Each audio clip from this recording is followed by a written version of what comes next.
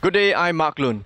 Which HDB estate has weathered the cooling measures the best? If you are a HDB owner or just following the market, you'll want to know. On today's show, we review the HDB numbers. In addition, we consult an ERA expert to get their thoughts on the HDB market. Next on XTV, your host, Mark Loon. For those of you who would like to find out how much your HDB home is worth, please visit us on srx.com.sg and check on X value.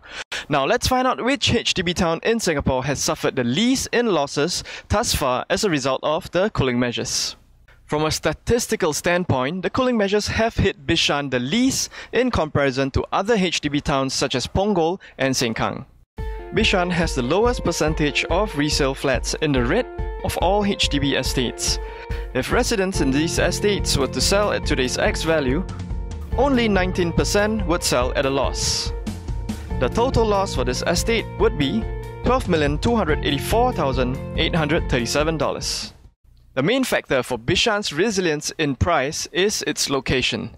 Bishan is centrally located in a mature estate in Singapore, meaning it is more than 20 years old. According to SRX Property sub-indices for HDB resale prices, prices in mature HDB towns such as Bishan fluctuate less than that of non-mature towns. This is normally due to their location and accessibility to a complete set of amenities.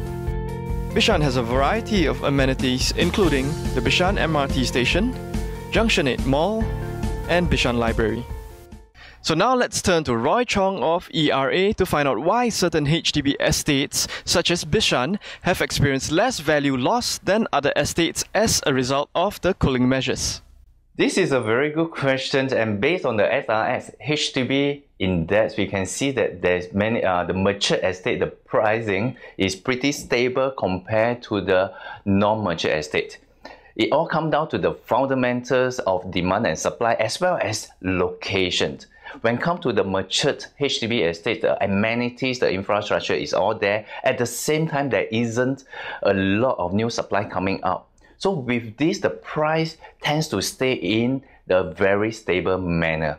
And some of the other factors that you can see is that some of the owner have purchased the HDB at the mature estate at pretty high price during the peak. So at this moment, they do not have a lot of incentive to sell, and that further reduce the supply component of the mature estate. Let's take a look at the HDB figures for the month of March. According to the Singapore Real Estate Exchange SRX, the decline in HDB resale prices accelerated in March to 0.8%. This brings the total decline for the first quarter to 1.8%, with March responsible for almost half of 2015's decline in prices. To put this in perspective, a 0.8% decline in HDB resale prices represents a decline of about $450 million in measurable market value. Year on year, prices have dropped 6.6% when compared to March 2014. Prices have declined 11.1% since its peak in April 2013. This translates to about a $7 billion decline in measurable market value for HDB resale flats.